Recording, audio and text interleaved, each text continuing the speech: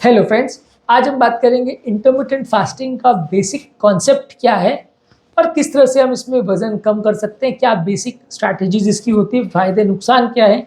एक basic overview करेंगे intermittent fasting पर। ये एक काफ़ी इंपॉर्टेंट टेक्निक है और रिसेंटली बहुत ज़्यादा इस पर बात होने लगी है क्योंकि ये वजन कम करने के लिए एक बहुत ज़्यादा इफेक्टिव तरीका है जिसमें लोग को तुरंत रिजल्ट्स मिलने लगते हैं और बहुत इफेक्टिव और अच्छे रिजल्ट्स मिलने लगते हैं। काफ़ी ज़्यादा इस पर स्टडीज़ और काफ़ी ज़्यादा आजकल इसके बारे में बात होने लगी है। इनफैक्ट आजकल ये माना जाने लगा है कि वेट लॉस करने के लिए सबसे बेस्ट तरीका लगभग माना जा सकता है। ऑब्वियसली बेरियाट्रिक सर्जरी और कीटोन डाइट और ये सारी स्ट्रैटेजीज भी हैं, लेकिन ऑलमोस्ट ये मान सकते हैं कि सबसे आसान और इजीली विदाउट साइड इफेक्ट किया जाने वाला तरीका है जिसके वेट लॉस के अलावा भी और भी बहुत सारे बेनिफिट्स हो सकते हैं। तो आज हम डिस्कस करेंगे इंटरमिटेंट फास्टिंग टेक्निक क्या होती है, कैसे वर्क करती है और इसमें क्या बेसिक रेजिमेंट से फायदे नुकसान पर डिस्कशन करेंगे। टॉपिक पर जाने से पहले जो लोग हमारे चैनल पर नए हैं उन्हें रिक्वेस्ट करूँगा कि चैनल को सब्सक्राइब करें, वीडियोस को लाइक और शेयर करें। सबसे पहले जब हम बॉडी को एक फास्टिंग स्टेट में ले जाते हैं और खाना खाना बंद कर देते हैं तो सबसे पहले बॉडी ग्लूकोज के बदले हमारे ग्लाइकोजन स्टोर्स को यूटिलाइज करता है जो हमारे लिवर में स्टोर्ड रहता है, एक स्टोर्ड फॉर्म ऑफ ग्लूकोज है। और उसके बाद धीरे धीरे करके बॉडी जब ग्लूकोज और ग्लाइकोजन दोनों खत्म हो जाते हैं तो फैट को यूटिलाइज करने लगता है और फैट को जब जलाने लगता है तो हमारी बॉडी का वजन कम होने लगता है। नॉर्मली ये होता है कि हमारी बॉडी अपने फैट्स को यूटिलाइज नहीं करना चाहती है, वैसे ही कि बॉडी अपने जो सारे जो फैट्स हैं उनको दूर या डिस्टेंट टाइम के लिए संभाल के रखना चाहती है। ये वैसे ही कि जैसे हम अगर खर्चा घर पे करना चाहते हैं तो नॉर्मली हम अपने जेब या पर्स में रखा हुआ पैसा को सबसे पहले निकालते हैं, उसके बाद कर्ब में रखा हुआ पैसा निकालते हैं। बहुत ज़्यादा ज़रूरी हुआ और जब कुछ भी नहीं बचा तभी जाके हम तिजोरी में रखा हुआ पैसा या घर की किसी ऐसी जगह पर छुपा के रखा हुआ पैसे को निकालते हैं या पुराने सोने को निकालते हैं जब हमें लगता है कि और कोई रास्ता नहीं बचा। तो बॉडी के लिए भी ऐसा ही है, बॉडी अपना छुपा हुआ या दबाया हुआ फैट को लास्ट में निकालती है।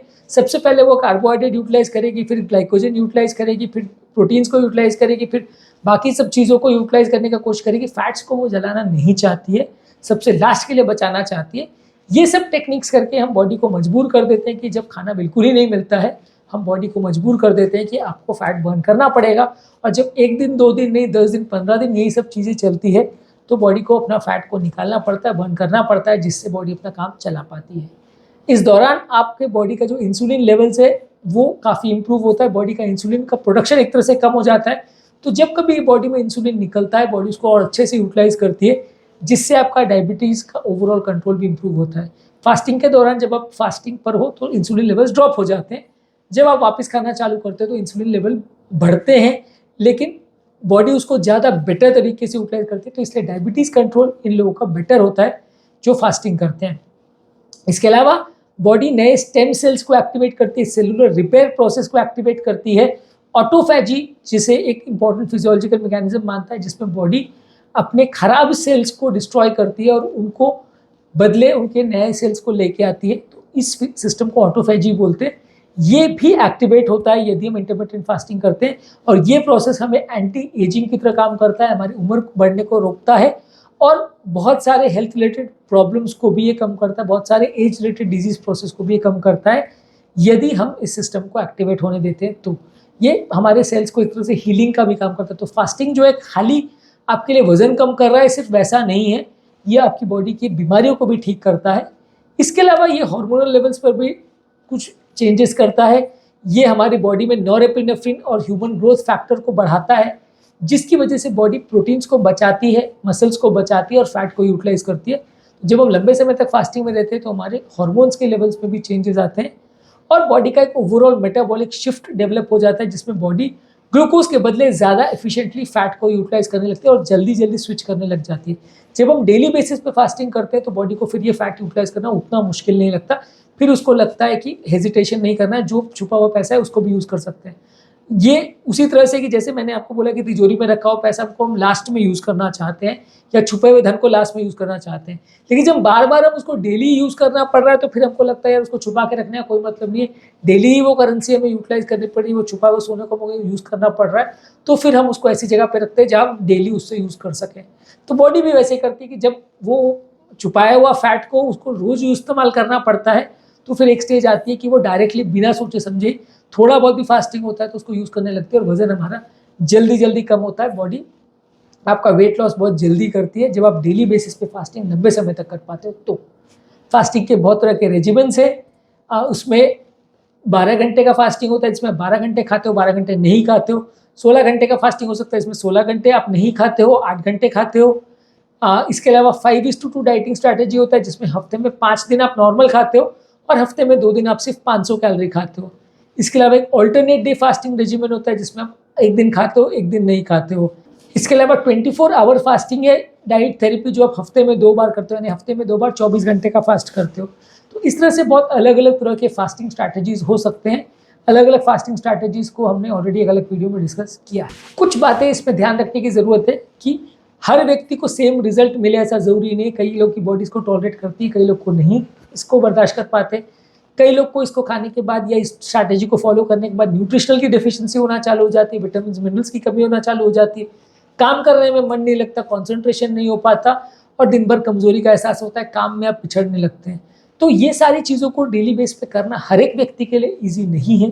काफ़ी ज़्यादा सेल्फ कंट्रोल और सेल्फ मोटिवेशन चाहिए, तभी आप इन सब चीज़ों को अच्छे से कर पाओगे। यदि आप प्रॉपर वे में नहीं कर पाते हो तो आपको रिजल्ट्स नहीं मिलेंगे। आप थोड़ा बहुत भी अगर बीच में भी खा लेते हो, 1-2 कप चाय भी अगर दूध डाल के चीनी डाल के पी लेते हो, तो आपका स्ट्रैटेजी वर्क नहीं करेगा। तो आपको कोशिश ये करनी कि फास्टिंग मतलब पूरी तरह से फास्टिंग ही करें, सिर्फ पानी ही पीजिए और कुछ नहीं, तभी ये स्ट्रैटेजी सही तरह से वर्क करेगी। इस दौरान आपको कोशिश ये करनी चाहिए कि जो भी आप एक्सरसाइज कर रहे हो उसको आप जो खाने वाले पीरियड है उसमें कर रहे हो और बहुत अग्रेसिव या विग्रस एक्सरसाइज नहीं कर रहे हो। खाने पीने में भी आप जो अडेप्टेशन कर रहे हैं उसको इस तरह से कर देंगे ताकि आपको जो फास्टिंग वाले पीरियड है उसमें बहुत ज़्यादा भूख नहीं लगे। फास्टिंग के दौरान कौन कौन से खाद्य पदार्थ अच्छे हैं, कौन से बुरे हैं, उस पर ऑलरेडी हमने एक डिटेल वीडियो किया है। इसके अलावा आपकी थोड़ी सोशल लाइफ भी इससे इफेक्ट हो जाती है, क्योंकि फास्टिंग पीरियड के दौरान कहीं भी इंटरेक्शन में जाना, पार्टीज वगैरह में जाना, लोगों से बात करना थोड़ा सा मुश्किल हो जाता है।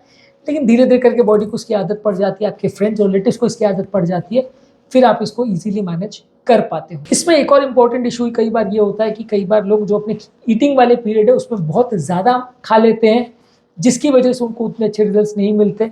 कई बार लोग इस एक्टिविटी को ज़्यादा दिन नहीं कर पाते, इसकी वजह से भी उनको रिजल्ट्स नहीं मिलते। वो थोड़े दिन इसको करके फिर बंद कर देते हैं, तो वापस उनका वजन बढ़ने लग जाता है। इसके अलावा मेंस्ट्रुअल साइकिल जब फीमेल पेशेंट्स में आता है तब उनको इंटरमिटेंट फास्टिंग के दौरान थोड़ी दिक्कत होती है।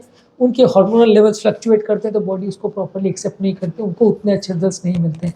फीमेल पेशेंट्स के लिए क्या स्पेसिफिक इशू है फास्टिंग के, उस पर हम अलग वीडियो करेंगे।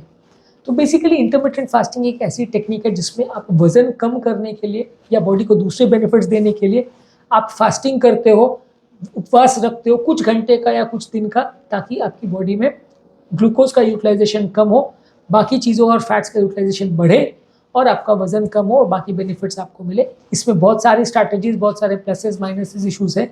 काफ़ी इफेक्टिव स्ट्रैटेजी है, सही तरह से इस्तेमाल किया जाए तो आपको काफ़ी अच्छे रिजल्ट्स मिलेंगे। उम्मीद करूँगा कि आज के टॉपिक में कुछ नई बातें जानने को मिली होगी। जो लोग हमारे चैनल पर नए हैं उन्हें रिक्वेस्ट करूँगा कि चैनल को सब्सक्राइब करें, वीडियोज़ को लाइक और शेयर करें।